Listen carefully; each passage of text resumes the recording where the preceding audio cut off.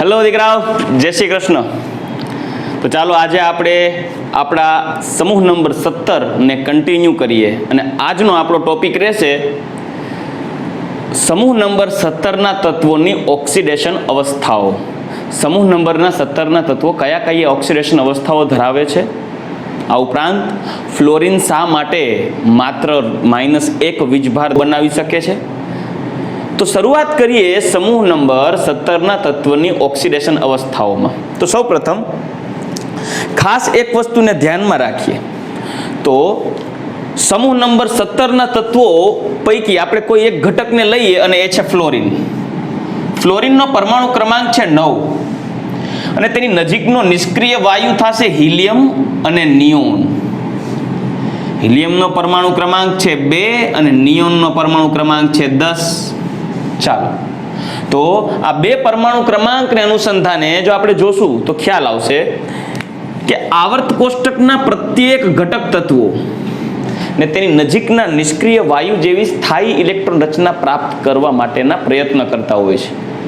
એના માટે આ તત્વ કાં તો ઇલેક્ટ્રોન ગુમાવશે અને કાં તો ઇલેક્ટ્રોન મેળવશે, કેમ કે આ પ્રત્યેક તત્વને તેની નજીકના નિષ્ક્રિય વાયુ જેવી ઇલેક્ટ્રોન રચના પ્રાપ્ત કરવી છે।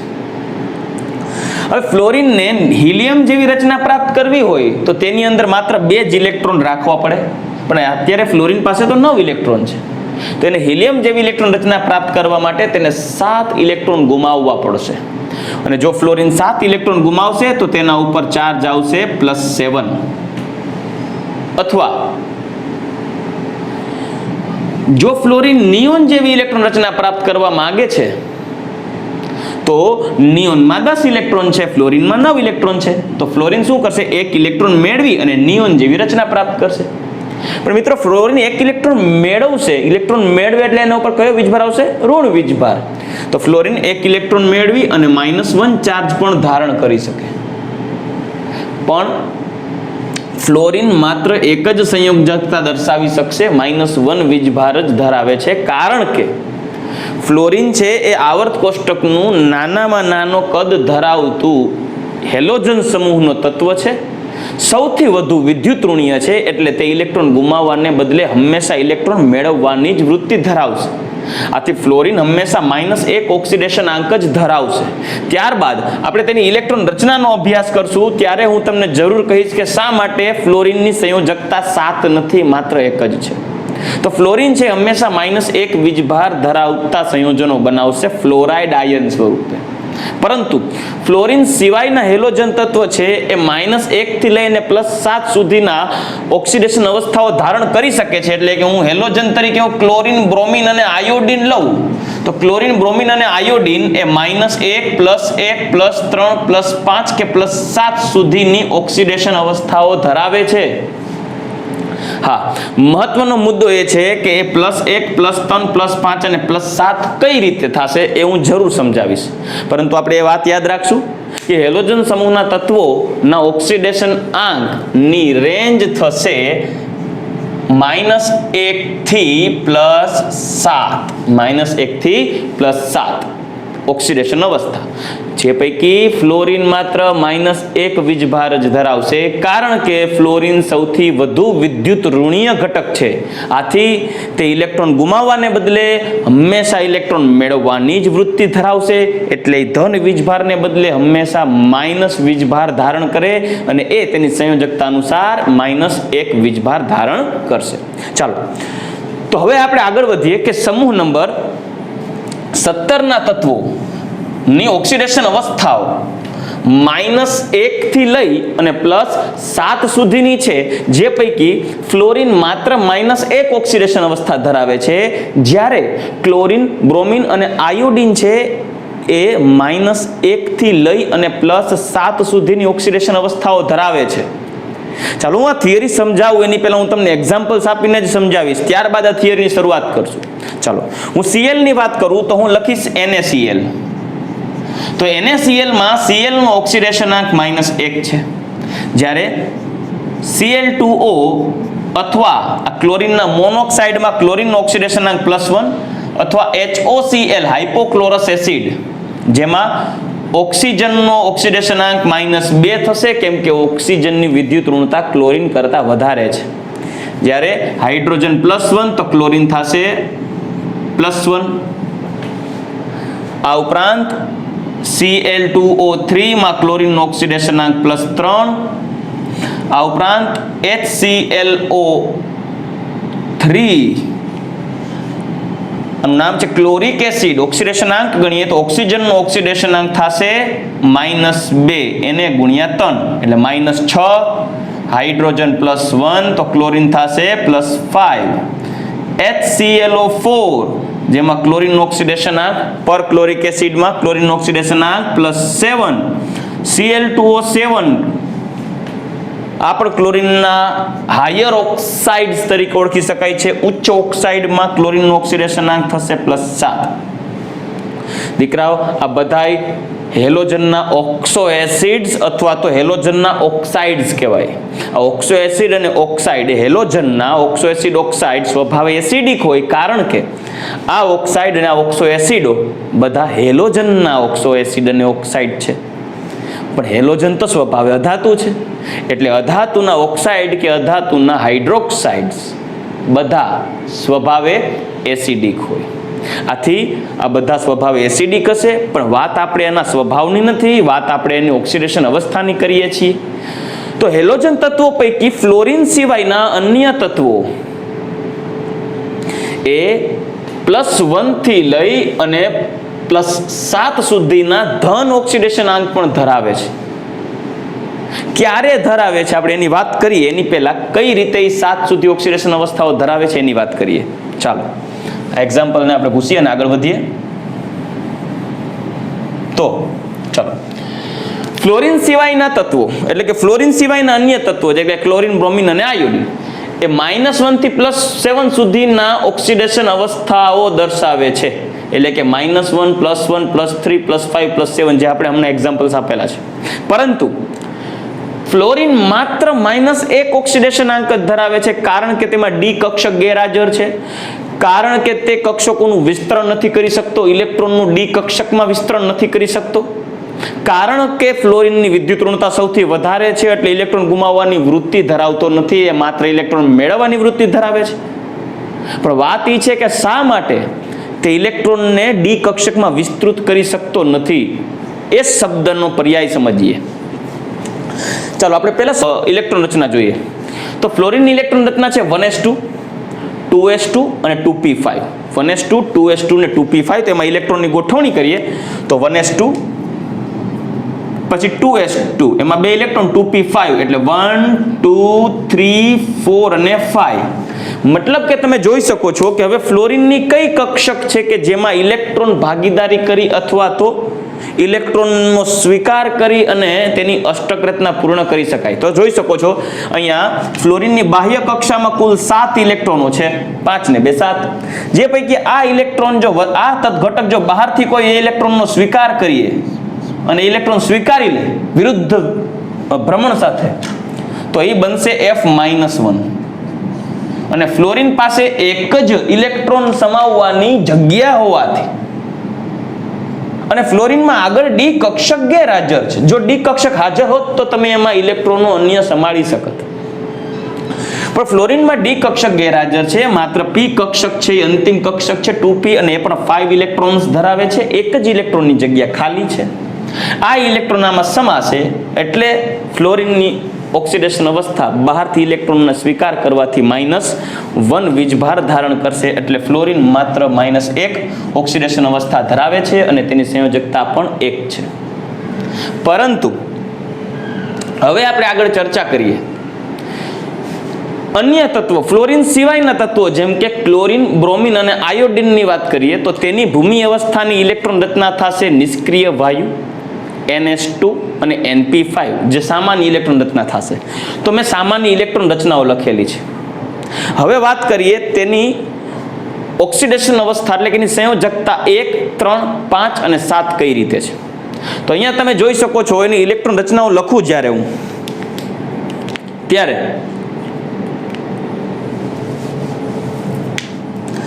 2 ઇલેક્ટ્રોન આમાં સમાઈ જશે બાહ્ય કક્ષામાં, જ્યારે 5 ઇલેક્ટ્રોન 1 2 3 4 અને 5 મતલબ કે આ ભૂમિ અવસ્થા એ એવો નિર્દેશ કરે છે, ઉત્તેજિત અવસ્થા નથી દીકરાઓ, ભૂમિ અવસ્થા છે.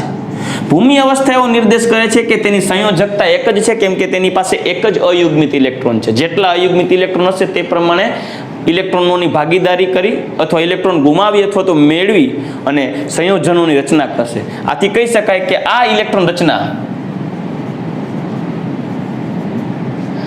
એક સંયોજકતા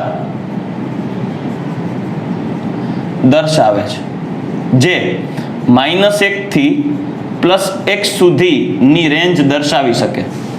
જ્યારે આગળ અભ્યાસ કરીએ તો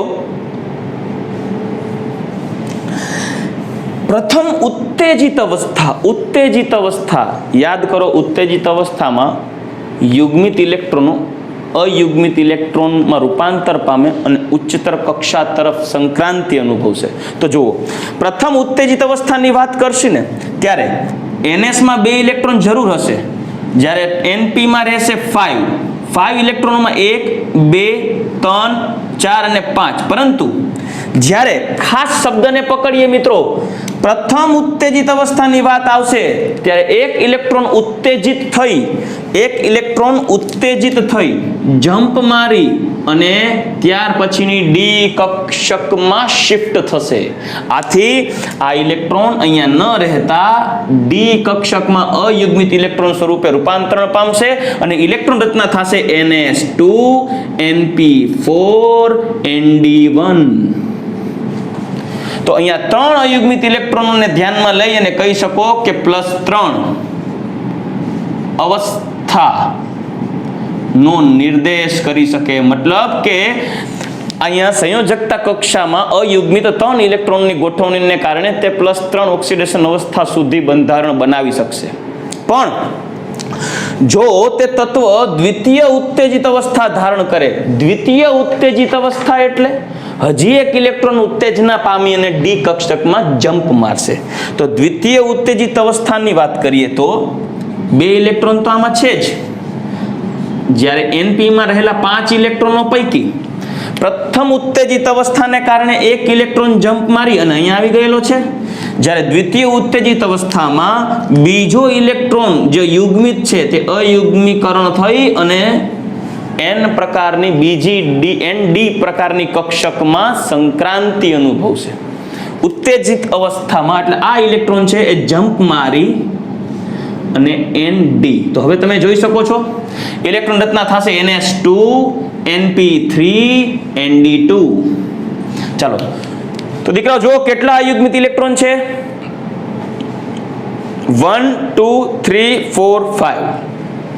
આથી હેલોજન તત્વોની દ્વિતીય ઉત્તેજિત અવસ્થામાં બાહ્ય કક્ષામાં 5 ઇલેક્ટ્રોન અયુગ્મિત ઇલેક્ટ્રોન હોવાથી તે ઇલેક્ટ્રોનો બંધમાં ભાગ લઈ શકશે. આથી તેની ઓક્સિડેશન અવસ્થા +5 સુધી જઈ શકશે. આથી કહી શકાય કે આ ઇલેક્ટ્રોન આ જે રચના છે, આ દ્વિતીય ઉત્તેજિત અવસ્થાની હેલોજનની ઇલેક્ટ્રોન રચના છે તે +5 અવસ્થા સુધીનો નિર્દેશ કરી શકે. જ્યારે હેલોજન તત્વ છે તૃતીય ઉત્તેજિત અવસ્થા ધારણ કરશે ત્યારે સંપૂર્ણપણે અહીંયા તો રહેલા દ્વિતીય ઉત્તેજિત અવસ્થામાં P પ્રકારના ઇલેક્ટ્રોન છે એ સંક્રાંતિ અનુભવીને D માં તો આવી ગયા છે, પરંતુ હજી એક અયુગ્મિત ઇલેક્ટ્રોન છે, હજી એક યુગ્મિત ઇલેક્ટ્રોન છે NS2. આ NS2 ના 2 ઇલેક્ટ્રોનોમાંથી એક ઇલેક્ટ્રોન હજી જમ્પ મારી અને જો અહીંયા આવશે તો તૃતીય ઉત્તેજિત અવસ્થા થશે. આથી તૃતીય ઉત્તેજિત અવસ્થાની વાત કરીએ તો સૌપ્રથમ પહેલા ભૂમિ અવસ્થા પાછું લખું, 2 3 4 5 6 અને 7. ચાલો, પ્રથમ ઉત્તેજિત અવસ્થા દરમિયાન આ ઇલેક્ટ્રોન જમ્પ મારીને ડી કક્ષકમાં આવશે. દ્વિતીય ઉત્તેજિત અવસ્થામાં P કક્ષકનો અન્ય એક યુગ્મિત ઇલેક્ટ્રોન અયુગ્મિત રૂપાંતર પામશે, અયુગ્મીકરણ પામશે અને ND માં આવશે. એટલે દ્વિતીય ઉત્તેજના થઈ. જ્યારે તૃતીય ઉત્તેજિત અવસ્થામાં આ NS નો ઇલેક્ટ્રોન છે એ જમ્પ મારી અને આવશે ND ની ત્રીજી કક્ષકમાં. તો આ ઇલેક્ટ્રોન છે એ અયુગ્મિત ઇલેક્ટ્રોન સ્વરૂપે જમા થશે અને ઇલેક્ટ્રોન રચના થશે NS1 NP3 ND2. આથી કુલ 7 અયુગ્મિત ઇલેક્ટ્રોન ને કારણે +7 ઓક્સિડેશન અવસ્થા નો નિર્દેશ કરી શકે છે. ચાલો, તો દીકરાઓ, આ ઇલેક્ટ્રોન રચનાને આધારે તમે કહી શકો કે હેલોજન તત્વ છે એ -1 થી +7 સુધીની ઓક્સિડેશન અવસ્થાઓ કઈ રીતે બતાવી શકે છે. જે પૈકી -1 દર્શાવશે એની વિદ્યુત ઋણતાને કારણે તે કોઈ અન્ય વિદ્યુત ધનમય તત્વમાંથી એક ઇલેક્ટ્રોન યુગ્મનો સ્વીકાર કરી અને NP પ્રકારની એક PZ ખાલી કક્ષકમાં વધારાનો એક ઇલેક્ટ્રોન સ્વીકારી અને ઋણ વીજભારિત બનશે તો -1, અથવા તો કોઈ અન્ય ઘટક સાથે ઇલેક્ટ્રોનની ભાગીદારી કરી અને સહસંયોજક બંધનું નિર્માણ કરશે. તો દાખલા તરીકે હું એમ કહીશ કે ભાઈ આ એક ઇલેક્ટ્રોન છે, Cl નો એક ઇલેક્ટ્રોન ભાગીદારી કરે છે ફ્લોરિન સાથે, તો એમાં ફ્લોરિન ઉપર તો -1 ચાર્જ આવશે, તો ક્લોરિન ઉપર કેવો ચાર્જ આવશે? +1. તો આ એક ઇલેક્ટ્રોનની ભાગીદારીથી જે બંધ બન્યો એ કયો બંધ બન્યો હશે? +1. પણ જો માનો કે અહીંયા 3 ઇલેક્ટ્રોન થયા અયુગ્મિત, 2 ઇલેક્ટ્રોન તો અયુગ્મિત રહ્યા જ નહીં, કેમ કે દ્વિતીય ઉત્તેજના થાય છે ત્યારે આ એક ઇલેક્ટ્રોન છે એ ઉત્તેજના પામી પ્રથમ ઉત્તેજના અણુ દરમિયાન જે એક ઇલેક્ટ્રોન છે એ જમ્પ મારી સંક્રાંતિ અનુભવી ND1 થાય છે ત્યારે આ બે તો અયુગ્મિત રહે જ છે, એક આ, બીજો સંક્રાંતિ પામી આવે છે તે, અને એક યુગ્મિતમાંથી અયુગ્મિત. તો પરિણામે +1 અવસ્થા બાદ +3 અવસ્થા નિર્માણ પામી શકે. આથી જો એ ક્લોરીન છે એ બીજા 3 ફ્લોરિન સાથે ભાગીદારી કરશે, કેટલા? 3 ફ્લોરિન સાથે આના અનુસાર, તો તેમાં ફ્લોરિનનો ઓક્સિડેશન આંક તો -1 જ રહેશે, કેમ કે તે પ્લસ તો બનાવતું નથી, કેમ કે તેની પાસે તો ડી કક્ષક જ ગેરહાજર છે, અને પાછી વિદ્યુત ઋણતા વધારે છે એટલે ઇલેક્ટ્રોનને પોતાની તરફ આકર્ષવાની વૃત્તિ ધરાવે છે અને -1 ધારણ કરશે. પણ હેલોજનમાં રહેલો Cl તો +3 ધારણ કરી શકશે, કેમ કે 3 ફ્લોરિન છે એના ઇલેક્ટ્રોનને આકર્ષે છે. એ જ રીતે દ્વિતીય ઉત્તેજિત અવસ્થામાં હજી એક અયુગ્મિત ઇલેક્ટ્રોન જે હોય, યુગ્મિત ઇલેક્ટ્રોન હોય એ જમ્પ મારી સંક્રાંતિ અનુભવી અને ND2 થઈ જશે. ટોટલ તમે જોશો તો 5 અયુગ્મિત ઇલેક્ટ્રોન, તો ClF5 એમાં Cl+5 થઈ જશે. જ્યારે તૃતીય સંક્રાંતિ દરમિયાન જે NS2 નો યુગ્મિત ઇલેક્ટ્રોન હતો એ અયુગ્મીકરણ પામી અને ND માં સંક્રાંતિ અનુભવશે, પરિણામે 7 અયુગ્મિત ઇલેક્ટ્રોનની રચના થશે. બેસ્ટ એક્ઝામ્પલ આપું, IF7, જેમાં આયોડિનની સંયોજકતા કક્ષામાં 7 અયુગ્મિત ઇલેક્ટ્રોન હોય જે ફ્લોરિન સાથે ભાગીદારી કરશે, તો ફ્લોરિન -1 વીજભાર જ ધારણ કરશે, તો આયોડિન ઉપર કયો ચાર્જ આવશે? +7. મતલબ કે ફ્લોરિન સિવાયના તત્વો જે છે ને એ તેની સંયોજકતા કક્ષાના યુગ્મિત ઇલેક્ટ્રોનને વિસ્તૃત કરી ડી કક્ષકમાં સંક્રાંતિ પામશે અને અયુગ્મિત ઇલેક્ટ્રોનની સંખ્યા ક્રમશઃ 1, 3, 5 અને 7 નું નિર્માણ કરી શકશે ઉત્તેજિત અવસ્થાઓ દરમિયાન. અને આ અયુગ્મિત ઇલેક્ટ્રોનની સંખ્યાને આધારે તેના ઓક્સિડેશન આંક +1, +3, +5 કે +7 સુધી થઈ શકે. પણ મહત્વની વાત એ હતી, આ એક્ઝામ્પલ તમે જોઈ શકો છો દીકરાઓ, કે આ બધા એક્ઝામ્પલમાં હેલોજન તત્વનો ઓક્સિડેશન આંક ધન ક્યારે બને છે? તો હેલોજન તત્વનો ઓક્સિડેશન આંક ધન ત્યારે જ બને કે જો એ હેલોજન તેના કરતા વધુ વિદ્યુત ઋણીય ઘટક સાથે જોડાયેલો હોય. કેમ કે કોઈ પણ બે ઘટકો લાઈક A અને B, એમાં જે ઘટક વધુ વિદ્યુત ઋણીય હશે બંધના ઇલેક્ટ્રોન તેની બાજુ આકર્ષાય, એના ઉપર ઋણ ભાર આવે, અને વધુ વિદ્યુત ધનમય ઉપર ધન ભાર આવે. એનો મતલબ એમ કે હેલોજન તત્વ ઉપર વીજભાર અથવા ઓક્સિડેશન આંક ધન ત્યારે જ આવશે કે હેલોજન સાથે જોડાયેલ તત્વ વિદ્યુત ઋણીય હોય. તો દીકરાઓ, હેલોજન કરતા વધુ વિદ્યુત ઋણીય ઘટકોમાં ફ્લોરિન એક એવો છે જે ખુદ હેલોજનનો તત્વ છે અને પ્રથમ નંબરે વિદ્યુત ઋણીય છે, ત્યારબાદ ઓક્સિજન છે. આથી ફ્લોરિન સિવાયના જેટલા હેલોજન છે, ક્લોરીન, બ્રોમિન અને આયોડિન, એ ઓક્સિજન સાથે એના ઓક્સાઇડ સ્વરૂપે કે એના ઓક્સો એસિડ સ્વરૂપે જોડાયેલો હોય ત્યારે, અથવા આંતર હેલોજન સંયોજનો એટલે કે તેના કરતા વધુ વિદ્યુત ઋણીય ઘટકો સાથે જોડાય. દાખલા તરીકે હું હજી એક એનું એક્ઝામ્પલ આપું આંતર હેલોજન સંયોજનો માટે. Cl છે એ F સાથે જોડાય તેમાં Cl+3 બનશે, F-1 બનશે. પણ Br છે એના કરતા વધુ વિદ્યુતઋણીય ફ્લોરિન અને ક્લોરિન બે છે, તો એ ફ્લોરિન સાથે પણ જોડાઈ શકે અને BrCl3 પણ થાય, જેમાં F-1 થાય, Cl-1 થાય, જ્યારે Br+3 થાય. તો આવા ઘટકોને કહેવાય આંતર હેલોજન સંયોજનો, મતલબ હેલોજનની જ હેલોજન સાથેની પ્રક્રિયા. પણ એ આંતર હેલોજન સંયોજનોમાં જે હેલોજનની વિદ્યુતઋણતા વધારે હશે તેના ઉપર -1 ચાર્જ આવશે, જ્યારે જે હેલોજનની વિદ્યુતઋણતા ઓછી હશે તેના ઉપર ધન ઓક્સિડેશન અવસ્થા આવશે. પણ એ આધાર રાખે છે તેની સંયોજકતા કેટલી રાખીને જોડાયેલો છે. ફોર એક્ઝામ્પલ, IF7 હશે ને, તો એમાં આયોડિન 7 સંયોજકતા સાથે ફ્લોરિન સાથે જોડાયેલો છે, જેમાં ફ્લોરિનનો વીજભાર તો -1 હોય તો આયોડિનનો કેટલો થશે? +7. મતલબ કે હેલોજન તત્વનો ધન ઓક્સિડેશન આંક એ તેના ઓક્સાઇડ અને ઓક્સો એસિડ, આ ઉપરાંત એ હેલોજન તત્વ તેના કરતા વધુ વિદ્યુતઋણીય હેલોજન સાથે જોડાય અને જ્યારે આંતર હેલોજન સંયોજનનું નિર્માણ કરે ત્યારે પણ તે ધન ઓક્સિડેશન આંક દર્શાવી શકે છે. રેડી? તો હવે આપણે આગળ ડિસ્કશન કરીએ. તો ફ્લોરિન થી આયોડિન તરફ જઈએ એમ અધાતુ ગુણ ઘટે છે અને ધાતુ ગુણ વધે છે. આથી કહી શકાય કે ફ્લોરિન કરતા ક્લોરિન, ક્લોરિન કરતા બ્રોમિન, બ્રોમિન કરતા આયોડિનમાં અધાતુ ગુણ ઘટે એટલે વિદ્યુત ઋણતા ઘટે. આથી ફ્લોરિન થી આયોડિન તરફ વિદ્યુત ઋણતામાં ઘટાડો થાય છે. બીજી વાત, ફ્લોરિનમાં માત્ર ડી કક્ષક જ ગેરહાજર છે, તેથી ડી કક્ષકની ગેરહાજરીને કારણે તેના ઇલેક્ટ્રોનોને અને કક્ષકોને વિસ્તારી શકતા નથી. આથી તે -1 કરતા વધારે ઓક્સિડેશન અવસ્થા ધરાવી શકતા નથી, તે 1 કરતા વધારે સંયોજન દર્શાવી શકતા નથી.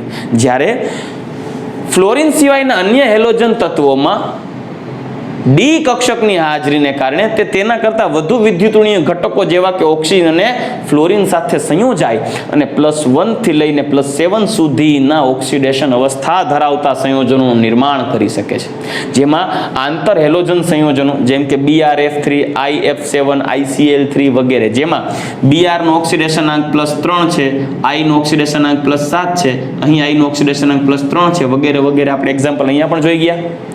ઓક્સો એસિડમાં પર ક્લોરિક એસિડ,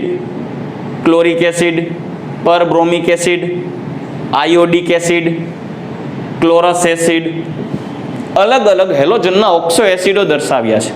આ ઓક્સો એસિડો વિશે આપણે રેડોક્સમાં ચર્ચા કરી ગયા હતા. હાઇપો, અસ, ઇક અને પર ઇક તેના ઓક્સિડેશન અવસ્થાઓને આધારે અલગીકૃત કરેલા છે. છતાં આપણે આ જ ચેપ્ટરની અંદર આ જ સમૂહ નંબર 17માં હેલોજનના ઓક્સો એસિડો વિશે આપણે અભ્યાસ કરશું, ત્યારે ચર્ચા કરશું તેમના જુદા જુદા ઓક્સો એસિડ વિશે. આ ઉપરાંત ક્લોરિન અને બ્રોમિનના ઓક્સાઇડ અને ઓક્સો એસિડ સંયોજનોમાં +1 થી +7 સુધીની વીજભાર ધરાવતા ઓક્સિડેશન અવસ્થા ધરાવતા સંયોજનો તો બને. આ ઉપરાંત ક્લોરિન અને બ્રોમિનના +4 અને +6 ઓક્સિડેશન અવસ્થા ધરાવતા ઓક્સાઇડ અને ઓક્સો એસિડ પણ મળે છે, જેને એક્ઝામ્પલ્સ આપ્યા છે. ક્લોરિનનો ઓક્સિડેશન આંક +1 છે, Cl2O, Cl2O3 માં ક્લોરિન +3, ડાયક્લોરિન ટ્રાયોક્સાઇડ. ઉચ્ચ ઓક્સાઇડ બતાવ્યો છે Cl2O7 જેમાં ક્લોરિન +7, ClO2 જેમાં ક્લોરિન +4, Cl2O6 જેમાં ક્લોરિનનો ઓક્સિડેશન આંક +6 છે, મતલબ +6 અને +4 વાળા ઓક્સિડેશન આંક ધરાવતા ક્લોરિન અને બ્રોમિનના સંયોજનો પણ મળે છે. બ્રોમિનના સંયોજનો દર્શાવું તો BrO2 એમાં Br નો ઓક્સિડેશન આંક +4, BrO3 માં Br નો ઓક્સિડેશન આંક +6. ઉપરાંત BrO2 છે એ દ્વિઆણ્વીય સ્વરૂપે પણ જોવા મળે છે, જે Br2O4 છે જેમાં Br નો ઓક્સિડેશન આંક +4 છે. તો દીકરાઓ, આ જે આપણે મેં પોઈન્ટ ડિસ્કસ કરેલો છે એ છે હેલોજન સમૂહના તત્વોના જુદા જુદા ઓક્સિડેશન અવસ્થાઓ અને કઈ રીતે છે તેની ચર્ચા કરી ગયા. આ ઉપરાંત જે ધન ઓક્સિડેશન અવસ્થા ધરાવે છે તો એ કેવા સંયોજનોમાં ધન ઓક્સિડેશન અવસ્થા જોવા મળે છે એના વિશેની ચર્ચા કરી ગયા.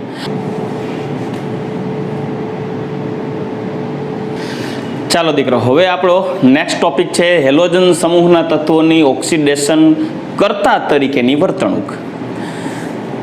ઓક્સિડેશન કર્તા મતલબ કે ઓક્સિડેશન કરનાર પોતે જ્યારે કોઈનું ઓક્સિડેશન કરતા હોય ત્યારે પોતે રિડક્શન પ્રક્રિયા અનુભવતા હોય છે. હવે રિડક્શન અનુભવનો મતલબ શું?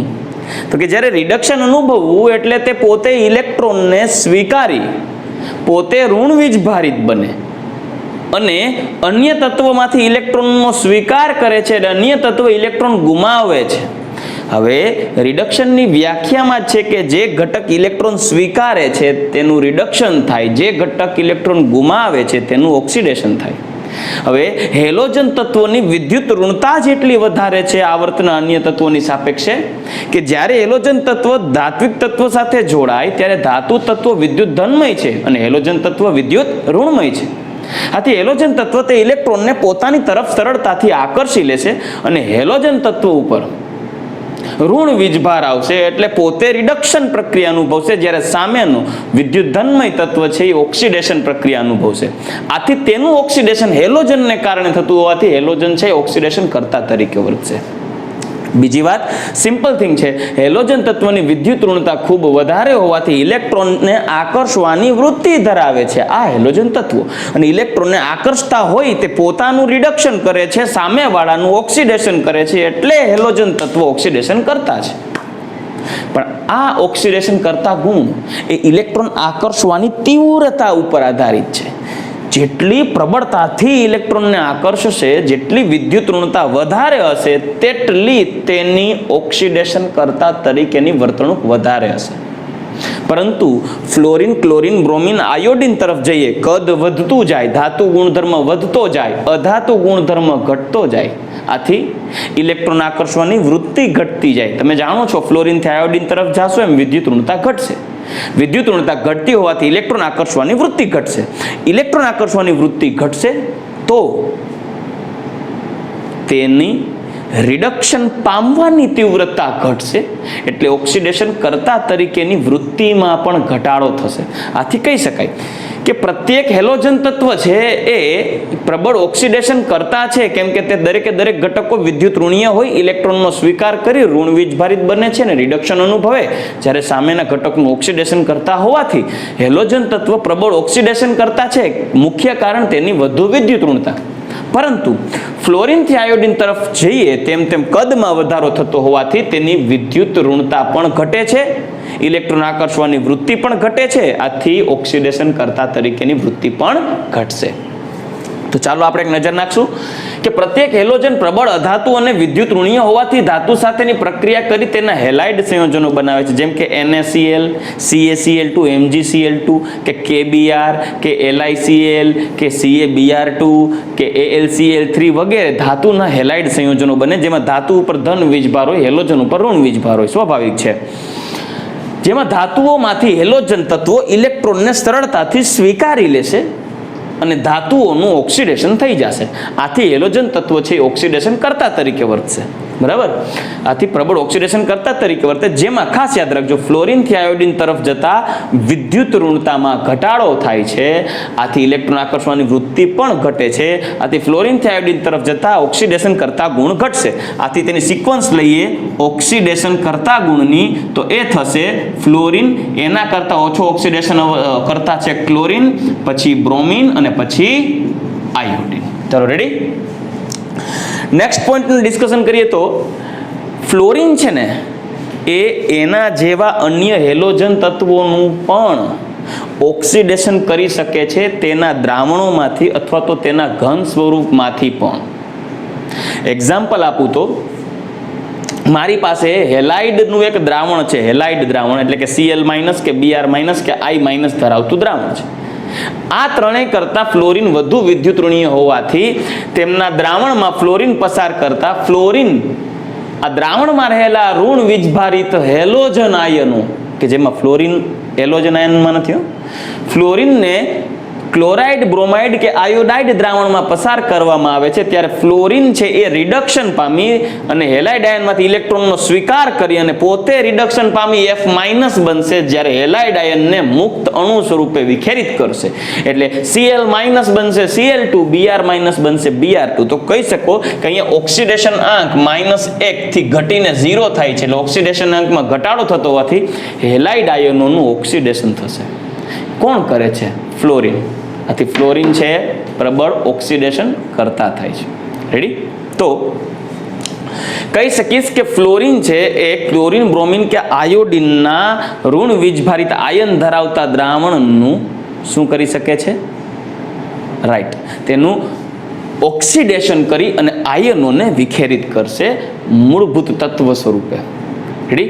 એ જ રીતે ક્લોરીનની વિદ્યુત ઋણતા બ્રોમિન અને આયોડિન કરતાં વધારે હોવાથી ક્લોરીન પણ ઓક્સિડેશન કરતા તરીકે વર્તશે, પણ કેની સામે? બ્રોમિન અને આયોડિનની સામે. અને બ્રોમાઇડ અને આયોડાઇડને I2 અથવા Br2 સ્વરૂપે વિખેરિત કરશે ઓક્સિડેશન પામીને. ચાલો, અને એમાં Cl છે પોતે રિડક્શન પામશે, Cl માઇનસમાં રૂપાંતર થશે અને પોતે ઓક્સિડેશન કરતા તરીકે વર્તશે. એ જ રીતે Br2 છે એના કરતાં આયોડિનની વિદ્યુત ઋણતા ઓછી હોવાથી Br2 એ આયોડિનનું ઓક્સિડેશન, આયોડાઇડ આયનનું ઓક્સિડેશન કરી તેને આયોડિનમાં રૂપાંતરિત કરશે અને Br પોતે Br માઇનસમાં રિડક્શન પામશે. એટલે Br2 છે એ માત્ર આયોડિન સામે ઓક્સિડેશન કરતા તરીકે વર્તશે.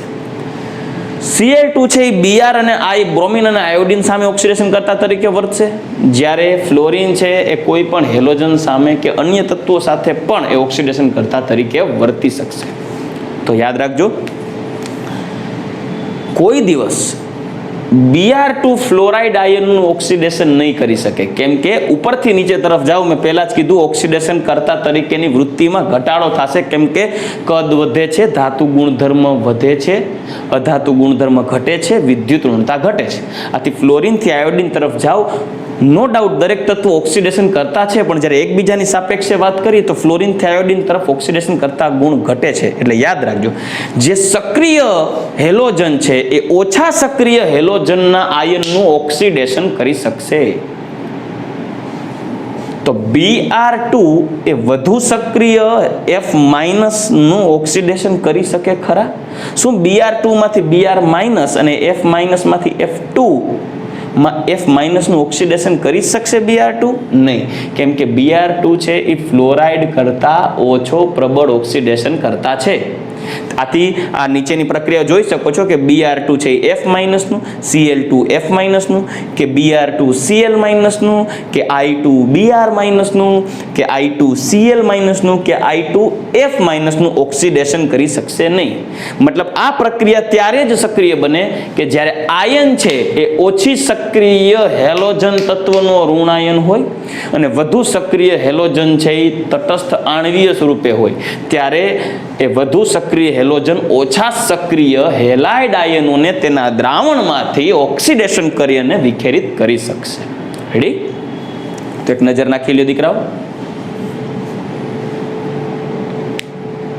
ચાલો દીકરાઓ, હવે આપણે ટોપિકને જે આગળ વધારીએ.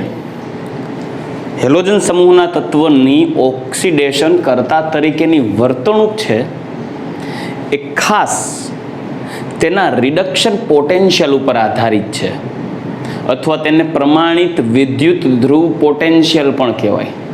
નો ડાઉટ આ શબ્દથી તમે પરિચિત નથી, પરંતુ આ શબ્દ વિશે સવિશેષ માહિતી તમને મળશે ચેપ્ટર નંબર 3 ધોરણ 12 ભાગ 1 ઇલેક્ટ્રોકેમિસ્ટ્રી વિદ્યુત રસાયણમાં. અને આપણે સવિસ્તાર એમાં સમજશું. ખૂબ ઇન્ટરેસ્ટિંગ ટોપિક છે, પણ મેં એવો પ્રયાસ કર્યો છે કે તમને સરળતાથી સમજાવી શકું. રિડક્શન પોટેન્શિયલ એટલે કોઈ પણ ઘટકની પોતાની હાઇડ્રોજનની સાપેક્ષે ઇલેક્ટ્રોનને સ્વીકારવાની અને રિડક્શન પામવાની વૃત્તિની તીવ્રતાનું મૂલ્ય છે. સાંભળજો, રિડક્શન પોટેન્શિયલ એટલે કોઈ પણ ઘટકની હાઇડ્રોજનની સાપેક્ષે ઇલેક્ટ્રોનને સ્વીકારવાની વૃત્તિ હોય એની તીવ્રતાનું મૂલ્ય. એટલે કેટલી તીવ્રતાથી ઇલેક્ટ્રોનને સ્વીકારે છે, કેટલી તીવ્રતાથી તે રિડક્શન પામે છે, એની તીવ્રતાનું મૂલ્ય દર્શાવે છે રિડક્શન પોટેન્શિયલ. બસ આ તમે સમજી શકો એ ભાષામાં માહિતી આપી. હવે જેની ઇલેક્ટ્રોન સ્વીકારવાની તીવ્રતા વધારે, તો એની રિડક્શન પામવાની વૃત્તિ પણ વધારે, અને જેની રિડક્શન પામવાની વૃત્તિ વધારે, ઇલેક્ટ્રોન આકર્ષવાની વૃત્તિ વધારે, તે સામેવાળાનું તો ફટાફટ ઓક્સિડેશન કરી નાખશે ને. એટલે પોતે સારો ઓક્સિડેશન કરતા થયો. તો આના આધારે કહી શકાય, સાંભળજો, કે જે તત્વની ઇલેક્ટ્રોન આકર્ષવાની વૃત્તિ વધારે, જે તત્વની સામેના ઘટક પાસેથી ઇલેક્ટ્રોનને આકર્ષવાની વૃત્તિ વધારે, એનો મતલબ એમ કે તે તત્વનું રિડક્શન પામવાની વૃત્તિનું મૂલ્ય પણ વધારે, એટલે તે તત્વનું રિડક્શન પોટેન્શિયલ વધારે એવું કહેવાય. જેનું રિડક્શન પોટેન્શિયલ વધારે તે ઝડપથી રિડક્શન પામે, એટલે સામેવાળાનું ઝડપથી ઓક્સિડેશન કરી નાખે, એટલે સારો ઓક્સિડેશન કરતા કહેવાય. તો આનો એક સંબંધ ડેવલપ થયો. રિડક્શન પોટેન્શિયલનું મૂલ્ય એ તે ઘટકના ઓક્સિડેશન કરતાના મૂલ્યના સમપ્રમાણમાં થયો. તો કહી શકાય કે રિડક્શન પોટેન્શિયલ એ તે ઘટકના ઓક્સિડેશન કરતા તરીકેની વૃત્તિના સમપ્રમાણમાં થયું. પણ વાત એવી છે, રિડક્શન પોટેન્શિયલને ગણવું કેમ, એના માટેની મેથડ છે. હાઇડ્રોજનની સાપેક્ષે બે વિદ્યુત ધ્રુવો ડૂબાડી વિદ્યુત પ્રવાહ ઉત્પન્ન કરવાની આખી ઘટના છે, પણ એ આપણે ઇલેક્ટ્રોકેમિસ્ટ્રીમાં ડિસ્કસ કરશું. પણ એ દ્રાવણમાં કોઈ પણ ઘટકનું આયન સ્વરૂપે રૂપાંતરણ પામવું, ઋણ વીજભારિત ઘટક આયનનું રૂપાંતરણ પામવાની ઘટના છે દ્રાવણમાં, એ પ્રક્રિયા દરમિયાન થતો કુલ ઉર્જાનો ફેરફારને રિડક્શન પોટેન્શિયલ તરીકે પણ કન્સિડર કરી શકાય. તો એના વિશે વાત કરું તો રિડક્શન પોટેન્શિયલ બરાબર કોઈ પણ હેલોજન ને તેના દ્રાવણમાં આયન સ્વરૂપમાં રૂપાંતર થવું, એટલે કે Cl2 ને દ્રાવણમાં Cl- સ્વરૂપે, Br2 ને Br- સ્વરૂપે રૂપાંતર થવા માટે જેટલી ઉર્જાઓનો ફેરફાર થશે, એ કુલ ઉર્જાનો જે જથ્થો છે, કુલ ફેરફાર છે, એ એનું રિડક્શન પોટેન્શિયલના મૂલ્ય બરાબર થશે. તો એ કેટલી ઘટનાઓમાંથી પસાર થવું પડશે. જો દાખલા તરીકે મારી પાસે કોઈ એક હેલોજન છે, એ હેલોજન છે એ XX બંધથી જોડાયેલો હોય, તો સૌ પ્રથમ એને તમારા બંધને ગેસિયસ ફોર્મમાં હોય તો બંધને તોડી અને તેને પરમાણુ સ્વરૂપમાં રૂપાંતર કરવું પડશે. એટલે એના માટે જે બંધને તોડવા માટે જે ઉર્જા આપવી પડે તેને કહેવાય bond dissociation enthalpy. 1/2 mall use કરું છું, એટલે 1/2 ડેલ્ટા H ડિસોસિએશન. બંધ વિયોજન ઉર્જા આપો, જે ઉષ્મા શોષક હોય, બંધ તોડવા માટે ઉષ્મા આપવી પડે. પરંતુ જ્યારે પરમાણુ બને છે અને તેમાં ઇલેક્ટ્રોન ઉમેરો છો અને માઇનસ વીજભારિત આયન બને છે, આ પ્રક્રિયાથી ઇલેક્ટ્રોન પ્રાપ્તિ, તો ઇલેક્ટ્રોન પ્રાપ્તિ પ્રક્રિયા ઉષ્માક્ષેપક હોય. આપણે આગળના લેક્ચરમાં ડિસ્કશન કરી ગયા, ડેલ્ટા EGH ઓલવેઝ નેગેટિવ હોય, મતલબ અહીંયા ઉષ્માનું શોષણ થાય છે, જ્યારે અહીંયા ઉષ્મા વિખેરિત થાય છે. આ ઉપરાંત જે ગેસિયસ આયન બન્યો છે તેનું જલીય દ્રાવણ બને ત્યારે તે આયનની ફરતે પાણીના અણુ જકડાઈને ગોઠવાઈ જશે. પાણીમાં રહેલું હાઇડ્રોજન પાર્શિયલ પોઝિટિવ ચાર્જ ધરાવે, એટલે X- ની ફરતે પાણીના H2O છે એ આકર્ષાય અને ફરતી બાજુ ગોઠવાઈ જશે H2O. પરિણામે પાણીના ઘટકણો X- ની ફરતે ગોઠવાતા હોવાથી હેલાઇડ આયનનું જલીયકરણ થશે અને X- ગેસ બનશે X- એક્વિયસ. ત્યારે પાણીના અણુ આકર્ષાઈને જોડાતા હોવાથી, પાણીના અણુ સાથે હેલોજન નિર્બળ આંતરાણ્વીય આકર્ષણ બળથી જોડાતો હોવાથી, નવા આકર્ષણ બળનું નિર્માણ થતું હોવાથી એમાં પણ ઉષ્મા ઉત્પન્ન થશે, એટલે જલીયકરણ ઉર્જા પણ ઉષ્માક્ષેપક હોય. તો પરિણામી સમગ્ર ઘટના જોશો તો X2 એટલે કે હેલોજનમાંથી એક્વિયસ X- બનાવશો ત્યારે જે કુલ ઉષ્માનો ફેરફાર થાય છે, ડિસોસિએશન ઉષ્મા શોષક છે, ઇલેક્ટ્રોન ગેઇનિંગ ઉષ્મા ક્ષેપક છે, હાઇડ્રેશન જલીયકરણ ઉષ્મા ક્ષેપક છે, આ પરિણામી ઉર્જાનો બેઝિક સરવાળો કરશો ત્યારે જે ઉર્જાનો જથ્થો મળે, એ ઉર્જાનો જથ્થો જેમ મોટો, જેમ વધારે ઉષ્મા ઉત્પન્ન થશે, જેમ વધારે ઉષ્મા ઉત્પન્ન થશે, સાંભળજો, જેમ હેલોજનમાંથી દ્રાવણમાં હેલાઇડ આયન બનવાની ઘટનામાં જેમ વધારે ઉષ્મા ઉત્પન્ન થશે એ મોટું ઉષ્માક્ષેપક કહેવાય, તેમ તેના રિડક્શન પોટેન્શિયલનું મૂલ્ય પણ મોટું હોય. અને યાદ રાખજો, જેમ ઉષ્માક્ષેપક પ્રક્રિયામાં વધુ ઉર્જા ઉત્પન્ન થાય એમ પ્રક્રિયા ઝડપથી થાય. આથી જેમ આ પરિણામી ઉષ્માનો જથ્થો જેટલો વધારે, તેમ તે હેલોજન ઝડપથી હેલાઇડ આયન બને, ઋણ વીજભારિત બને. જેમ ઝડપથી ઋણ વીજભારિત બને એમ કોઈનો ઇલેક્ટ્રોન ફટાફટ ખેંચી લીધો હોય તો સારો ઓક્સિડેશન કરતા થયો, કેમ કે કોઈના ઇલેક્ટ્રોનને ખેંચી લે એટલે કોઈનું ઓક્સિડેશન થઈ જાય. આથી કહી શકાય કે જે ઘટકની આ કુલ ઉષ્માનો ફેરફાર મોટો ઉષ્માક્ષેપક, એનો રિડક્શન પોટેન્શિયલ મોટો, જેનો રિડક્શન પોટેન્શિયલ મોટો, એની ઓક્સિડેશન કરતા તરીકેની વૃત્તિ પણ મોટી. તો એ મૂલ્યોને આધારે ફ્લોરિન એ પ્રબળ ઓક્સિડેશન કરતા થશે, ત્યારબાદ રિડક્શન પોટેન્શિયલનું મૂલ્ય એ આયોડિન તરફ જશો એમ ઘટતું જશે. આથી ઓક્સિડેશન કરતાનું મૂલ્ય પણ ઘટતું જાય છે. આની પ્રાયોગિક માહિતી, પ્રાયોગિક પ્રૂફ પણ છે કે ફ્લોરિન છે એ પ્રબળ ઓક્સિડેશન કરતા કેમ છે. ક્લોરિન, બ્રોમિન અને આયોડિનની તાકાત નથી કે ફ્લોરિનનું ઓક્સિડેશન કરી શકે. હો, આ ઉપરાંત એ ક્લોરીન બ્રોમિન અને આયોડિનની એ પણ તાકાત નથી કે તે ઓક્સિજનનું પણ ઓક્સિડેશન કરી શકે, પણ ફ્લોરિનમાં એક ક્ષમતા છે.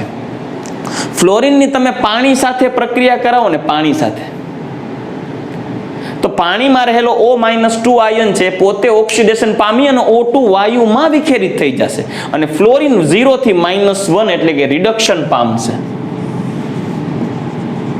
તો વિચાર કરો, ઓક્સિજન જે પોતે ઓક્સિડેશન કરતા છે, ઓક્સિજનના આધારે તો આપણે વ્યાખ્યા દઈ છીએ કે જેમાં ઓક્સિજન ઉમેરાય એનું ઓક્સિડેશન થાય, એટલે કે ઓક્સિજન કે જે પોતે ઓક્સિડેશન કરતા છે તેનું ઓક્સિડેશન કરી નાખે ફ્લોરિન. આ એક જ એવો છે ભળનો ફાડ્યો કે જે ઓક્સિજનનું ઓક્સિડેશન કરી અને મુક્ત ઓક્સિજન વાયુ સ્વરૂપે રૂપાંતર કરશે એના O-2 આયનમાંથી.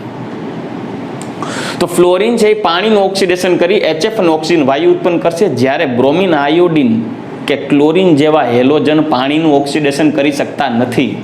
તો એ ફ્લોરિનની પ્રબળ ઓક્સિડેશન કરતા તરીકેની વર્તણૂક થઈ ને.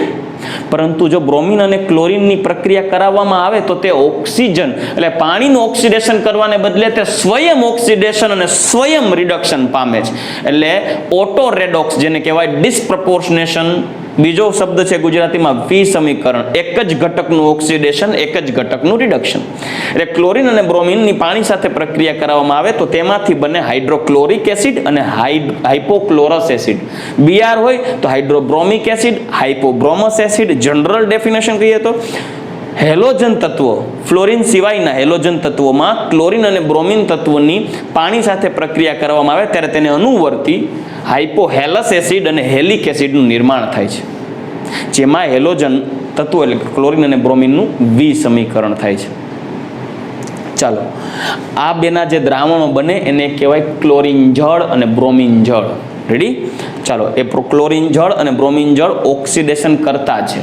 એ પણ શા માટેનું કારણ કહું કે જ્યાં HOCl છે ને એ બ્લીચિંગ એજન્ટ છે, તે પોતે સ્થાયી ન રહેતા વિખંડન પામી પુનઃ HCl માં બનાવે અને નવજાત ઓક્સિજન મુક્ત કરે.